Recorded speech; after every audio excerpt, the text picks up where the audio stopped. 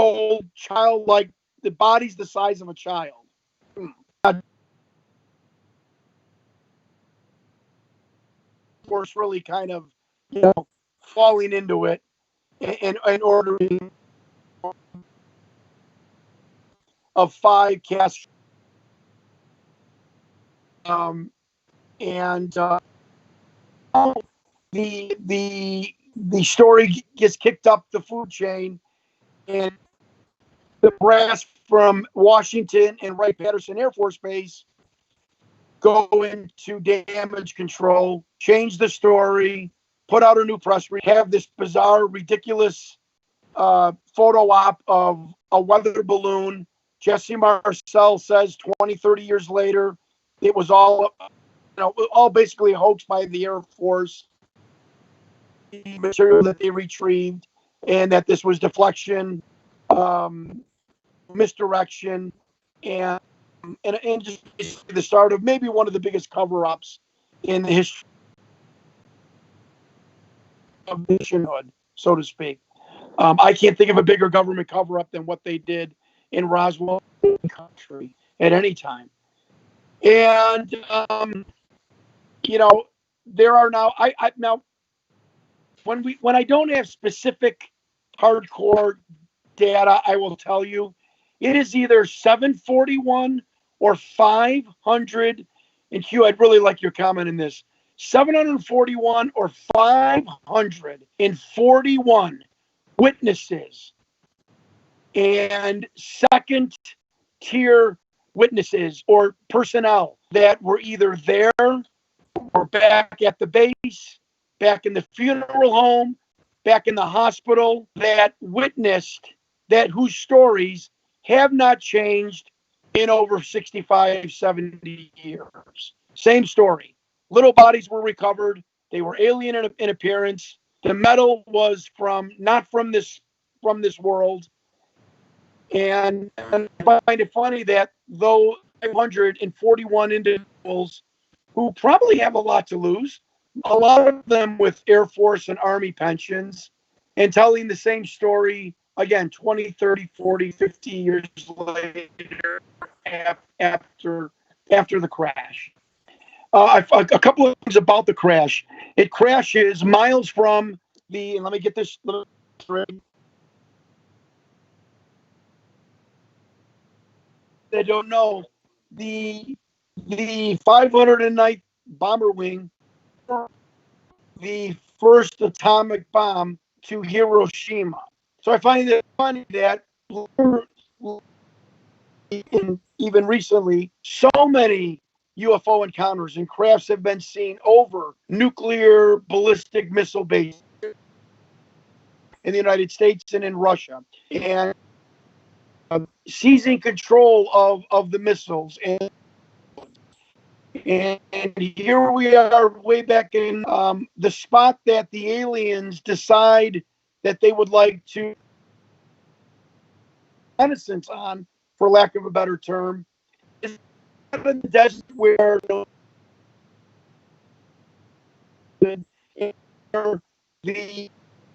thing was that took the infamous little boy bomb to Hiroshima. So if this would have happened in Jacksonville, Florida, Idaho, maybe would have a little bit more, be circumspect. But the first really crash and reconnaissance by the government of an alien craft and bodies have atomic weapons. And I think a lot of researchers feel that when we exploded and started testing hydrogen bombs, that was really a signal and higher intelligences that we have, that this planet of ours back in 1940 really gone to effect, so probably and of course weaponizing it into a hydrogen bomb. And again, so a very odd thread where aliens, the first visitation is miles or blocks from the first exploded atomic weapons. That's undeniable, folks.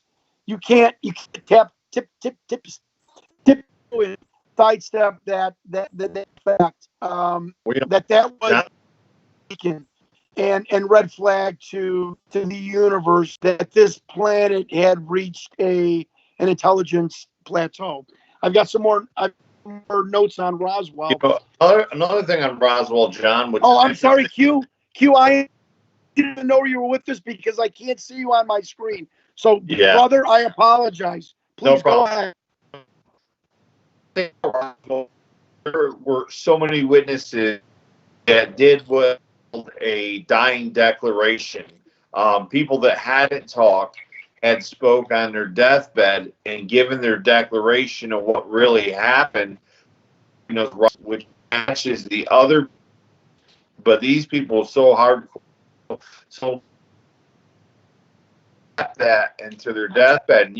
I find it interesting that in a court of law, a deathbed declaration in a court of law, it's not considered hearsay. So you take a death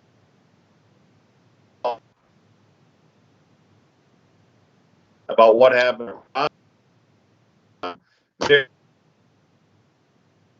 Comment that wouldn't for 50 or 60 years on their deathbed said, "Look, I want the truth. This is what happened."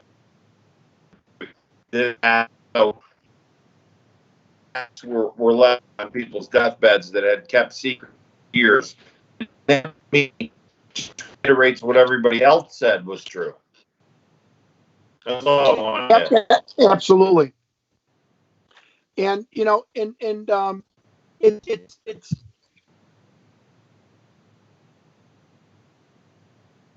breaking a few.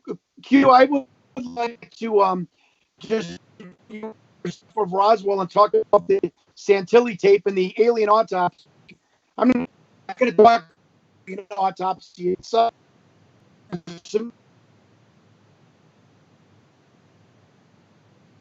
Of that video.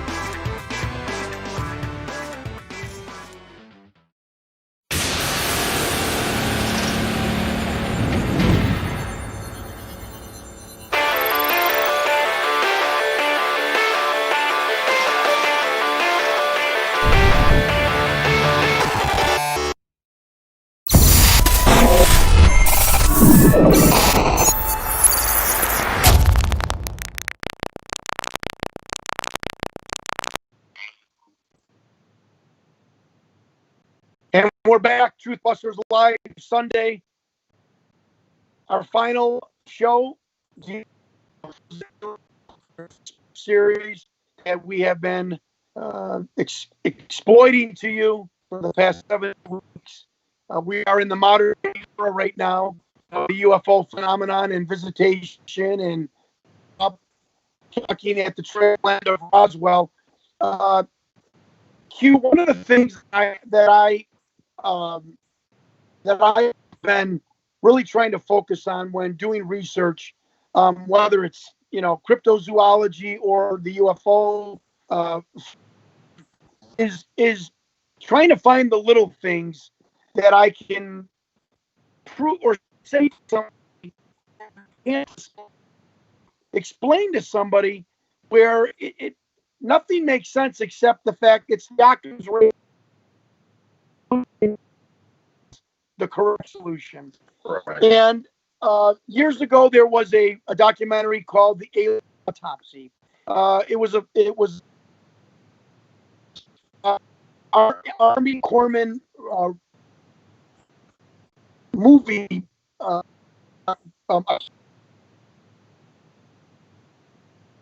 these films that were very to two English producers. It's important to understand.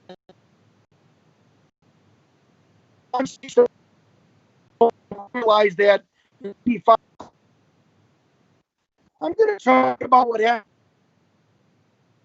All rainy black white film shows of a scene in World War II desert Army Air Force hangar.